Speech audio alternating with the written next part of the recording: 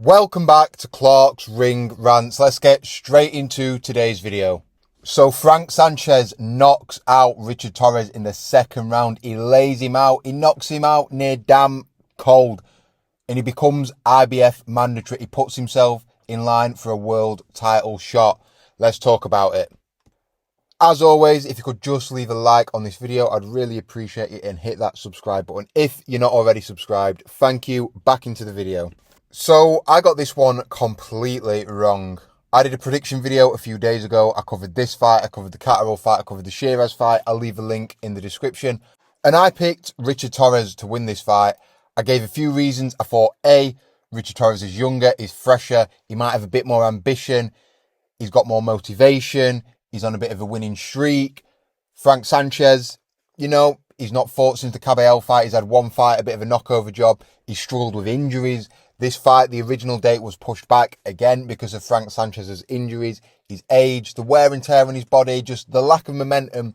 I thought Frank Sanchez's time might have already come and gone. If there was a chance for him to be a major player in the heavyweight division, maybe it would have been, around 2021 to 2023 when he had that good win against Ajagba and he had a little bit of momentum. I just thought this was a bit of a crossroads fight and all the signs were leaning towards Richard Torrez winning. But how wrong was I? And the fight barely even got going before Richard Torrez found himself flat on his face. We all know how Richard Torrez fights. He's short for heavyweight. He's only 6'2". He's quite light on his feet. He's compact. He's got a stocky-ish kind of build, and he's very explosive. He almost fights out of a crouch a little bit, and he stuck it on Frank Sanchez, to be fair. For the short duration of the fight, he was aggressive. He was on the front foot. He was pushing Frank Sanchez back, and, I thought, yeah, this is pretty much what I expected. Frank Sanchez is going to be on the back foot. Maybe he's going to be pot-shotting a little bit. Richard Torrez is going to be coming forward, and that was going to be the pattern of the fight.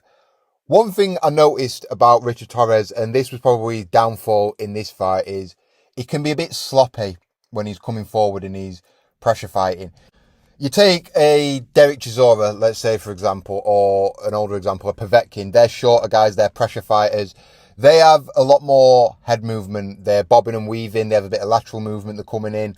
Richard Torrez squares up a lot more than them. He leaves his chin out to dry. He doesn't protect himself. He's a bit more defensively reckless than other shorter pressure fighters who are trying to close the distance on their opponent. And yeah, he had some success in that first round, but you could see the idea. You could see what Frank Sanchez was trying to do. He was trying to tag him, and yeah, that was Richard Torrez's downfall in the end. So the stoppage came.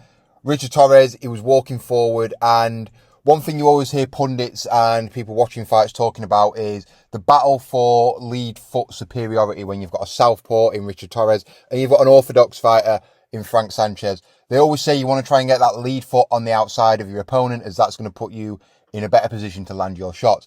And unfortunately for Richard Torrez, he found himself on the inside of Frank Sanchez's foot. So that positioned Frank Sanchez perfectly. They were trading shots. Richard Torrez, like I say, it was really squared up. They both throw shots. Frank Sanchez gets there first. It's almost, I don't want to say it's kind of like an uppercut come hook, like a screw shot.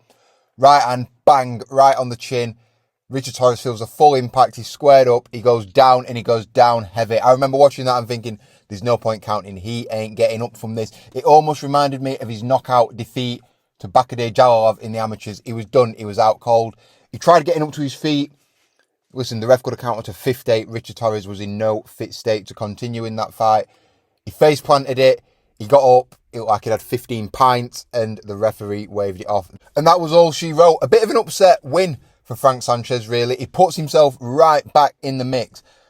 I will admit, I'm not sure how you can lose to Ajit Cabello. You can get knocked out in convincing fashion. You can have a year out of the ring. You can have a knockover job. You can come back in this fight, and as if by magic, you're IBF mandatory. But is what it is. I'm not complaining. Frank Sanchez is a good fighter. He surprised me in this fight. He proved me wrong. I thought he was done.